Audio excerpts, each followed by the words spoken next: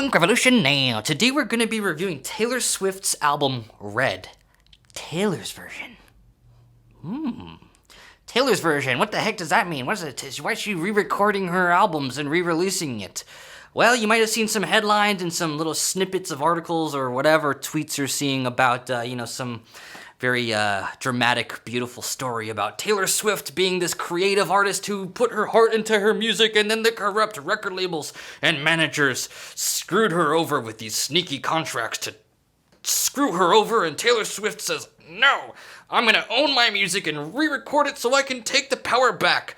Whatever bullshit. That's a fun little story, if that's what people want to hear and believe, sure, go ahead. But basically the Taylor Swift Taylor's version just basically means that it's just the same songs that have already existed, and she just re-recorded them because she found like kind of a loophole that if she re-records them, she can make more money off them. So, it really should say Taylor Swift Red, more profitable version for Taylor Swift. So that's basically what it comes down to. And yes, I'm sure there's truth about record labels and managers making money and, putting some contract terms that are not so favorable. But let's just be clear here.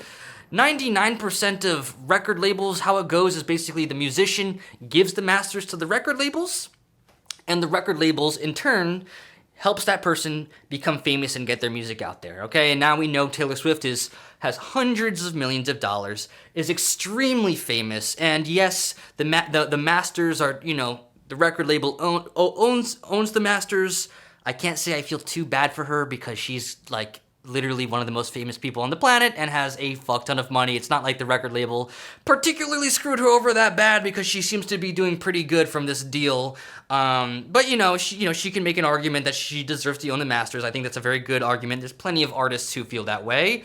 But it really comes down to money. It comes down to, Taylor Swift, who has hundreds of millions of dollars, having legal battles with these record label executives who also have hundreds of millions of dollars. And Taylor Swift's lawyer sat down with her and said, well, if you just re-record them, which you're allowed to do, you can make even more money off of it. And she said, great.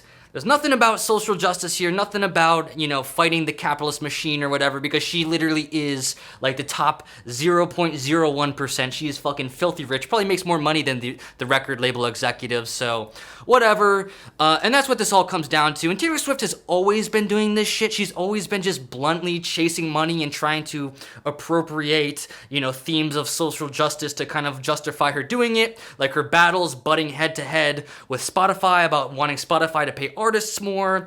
I think that's a good cause. If Spotify pays artists more, then there's going to be plenty of indie artists who get more. But the reality is the vast majority of stream money from Spotify streams, the vast majority of money from Spotify streams goes to artists in the top 0.1%, which is Taylor Swift. So, if Spotify starts paying more money to artists, indie musicians are going to go from making $500 to $550, while Taylor Swift is going to go from making $100 million to $150 million. And that's where really it's just like, it's the battle of the capitalists fighting each other, and they, of course, are going to try to make it about justice and everything so they can appeal to people. But let's be real, having an album titled Taylor Swift Red, more profitable version for Taylor Swift, isn't very, that's like, people are gonna be like, oh, you just re-recorded the album so you can make more money off of it? That's kind of gross, if I'm being honest, Taylor Swift, but, she kind of does it like it's her version, as if there's any sort of artistic merit.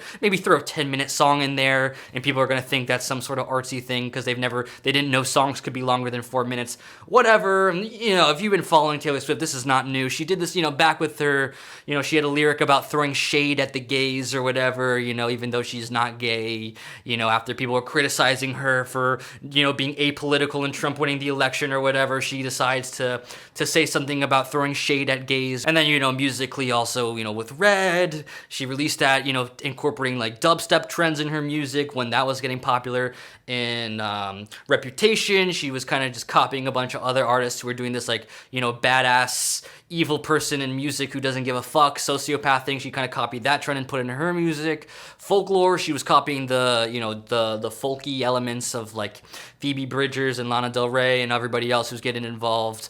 with whatever that fucking producer is everyone's copying. So Taylor Swift has always been just an industry commercial, chasing the trends, very calculated market musician. If you like that, that's fine. If you listen to Taylor Swift growing up and this is nostalgic, fine, go ahead. I'm not gonna bust your balls about it. But let's not pretend that there's anything artistic about this whatsoever. Let's not pretend that this is about anything other than Taylor Swift just finding a loophole that's gonna make her more money, and she can go ahead and do that. That's great. I just don't give a fuck. I really don't give a shit. I really do not give a fuck. And I wish people would just shut the fuck up, because this fucking sucks. It's fucking Jeff Bezos music. It's literally this is literally hundreds of millions of dollars, like literally the capitalist class clashing, and this shitty fucking commercial music is the diarrhea that drips onto us. I don't give a fuck about it. It's a 0 out of 10.